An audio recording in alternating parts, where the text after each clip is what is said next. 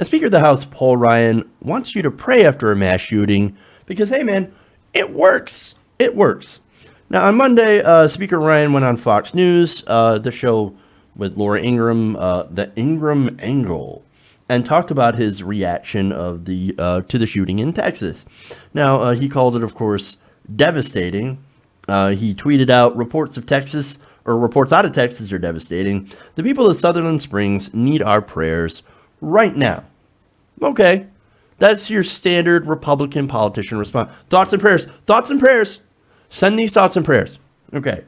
Now, Paul Ryan, of course, took a little bit of heat from that on Twitter because a lot of people thought, hey, man, look, instead of more thoughts and prayers, which is what we've been doing after every mass shooting, and it doesn't seem to be effective, maybe we could do something, or specifically, maybe you could do something, because you're Speaker of the House. Now, of course, after that criticism, he goes on Laura Ingram's show, and she actually asked him about it. Here's the conversation. You sent out a tweet calling for the prayers, which many of us did. The reaction in the celebrity world to your call for prayers from Michael McKeon, Will Wheaton, others, basically saying, essentially, this is the Republicans' fault, and they were praying. And maybe it's time to do something other than pray, Speaker Ryan. Blaming the GOP. It's disappointing. It's sad. And this is what you'll get from the far secular left. People who do not have faith don't understand faith, I guess I'd have to say. And it is the right thing to do is to pray in moments like this. Because, look, prayer works. And I know you believe that, and I believe that. And when you hear the secular left doing this thing, no wonder you've got so much polarization and disunity in this country. When people... Oh, so prayer works. Really? Okay, well, if prayer is so effective, then how come 2017 has been the deadliest year for mass shootings on record? I mean, look, I'm looking at the news, and I'm not really seeing where prayer is having any sort of impact.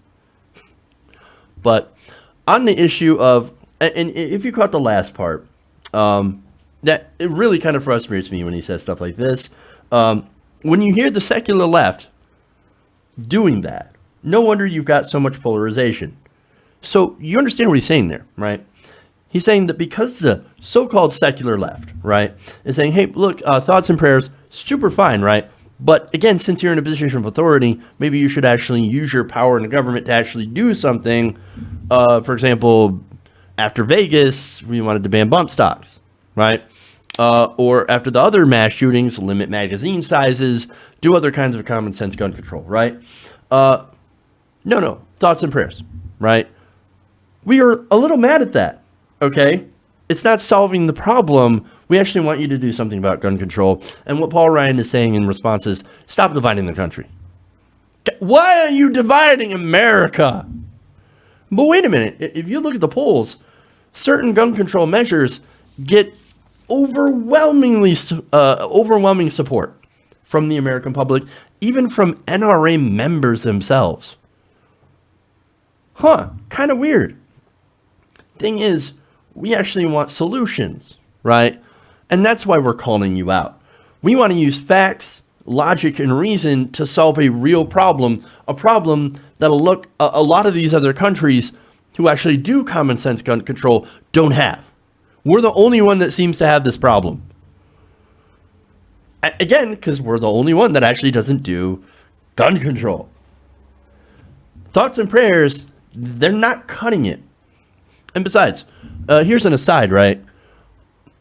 These people, when they were shot, when they were gunned down by this person, by this monster, they were literally in the church. These people were not secular leftists.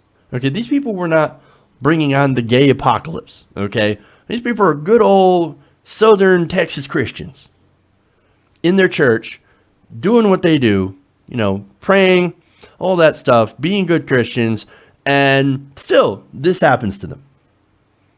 And yet, thoughts and prayers. Thoughts and prayers. Look, guys, if thoughts and prayers were so powerful, then, powerful enough to stop mass shootings or whatever, then why do we just stop arming cops? We arm them with thoughts and prayers. How about we arm the military with thoughts and prayers? So it doesn't make sense, right?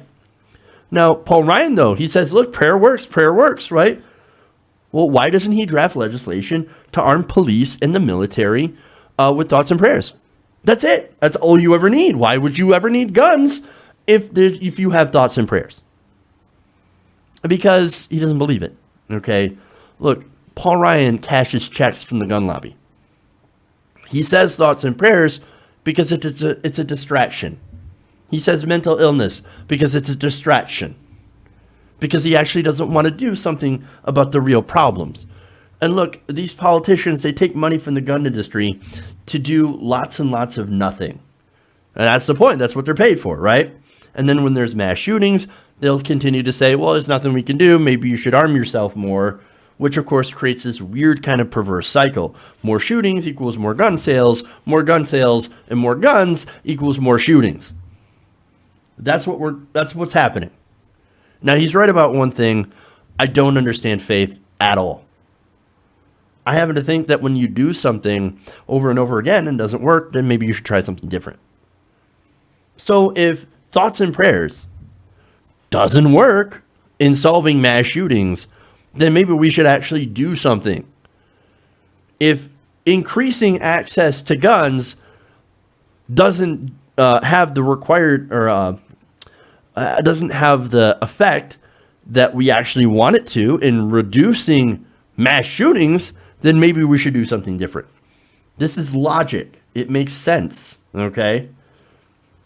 And I also happen to think that if there were a sky god that professes to be benevolent and all-powerful, then maybe we wouldn't have these tragedies.